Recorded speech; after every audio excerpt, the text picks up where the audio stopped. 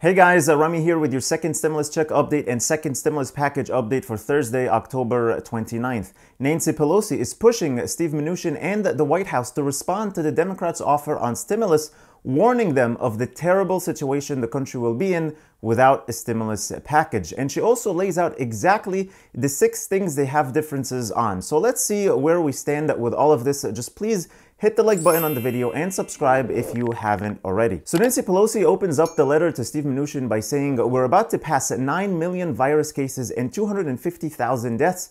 At the same time, 8 million people are pushed into poverty, 17 million children are food insecure, and 23 million people are unemployed." Then she says, "As the virus surges and the stock market plummets, we are still awaiting the Trump administration's promised responses on multiple items of critical importance." So she obviously knows what triggers President Trump, the stock market. It's not a good look for him to have the stock market in the red 5 days before the election. He measures his success with the success of the market, and this week is trending to be the worst week since June. This is happening, of course, because the number of cases is surging and there are fears of another lockdown and there's no stimulus hope. She goes on to point fingers at Steve Mnuchin, saying, "More than a week ago, you publicly announced that the White House would accept Democrats' testing, tracing, and treatments language with only a light touch. We still have not received a final answer on new compromise language." This is definitely bad on Steve Mnuchin's side. He did say they agree and need to make slight changes, but seems like when he took that language back to other Republicans and they didn't like it or something, and he never responded, so that's not good. It's not a good look for him. After that, she lists 6 bullet points of other issues that they have. State and local, a response on funding for state, local, tribes, and territories that will honor our heroes and prevent devastating cuts to services. Here, they're off by about $136 billion, and Republicans keep saying they don't want to bail out the blue states, but that could be easily resolved by earmarking those funds specifically for virus-related expenses, which Democrats said they would do.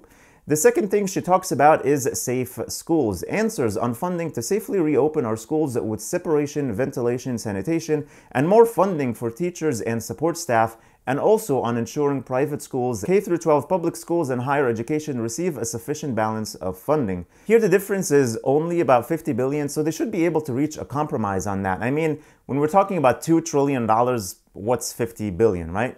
Then we have child care. Nancy Pelosi wants a response on whether the White House will agree to the child care funding families desperately need so we can have children learning, parents earning while some schools are closed. Not sure what the Republicans don't like about this one. I really didn't hear anything about that.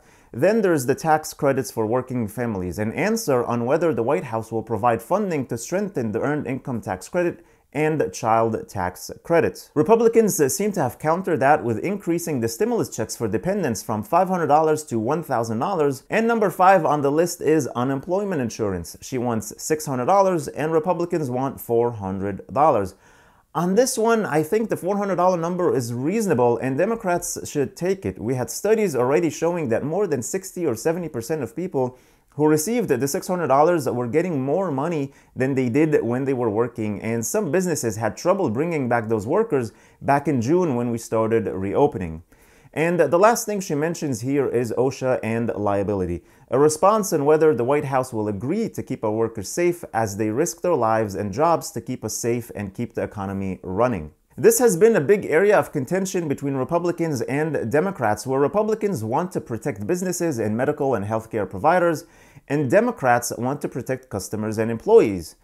On this issue, I think really, everyone needs protection because this country is full of lawsuits. There's so much litigation that goes on in this country, and some of them are definitely unfair, so we need protection for both sides here. Then she ends the letter by saying, "Your responses are critical for our negotiations to continue. The president's word that after the election we will get the best stimulus package you have ever seen only have meaning if he can get Mitch McConnell to take his hands off the pause button and get Senate Republican chairmen moving toward agreement with their House counterparts." Again, she brings up Mitch McConnell. I don't know, I really don't see him as an issue for now, but anyway, as Nancy Pelosi says at the very end, the American people are suffering and they want us to come to an agreement to save lives, livelihoods, and the life of our American democracy as soon as possible. So yes, the American people are suffering and we need help now. Enough is enough. And this letter sounds so professional and so poised, but guess what? It's also very political. Both sides are in the wrong here and both sides are to blame.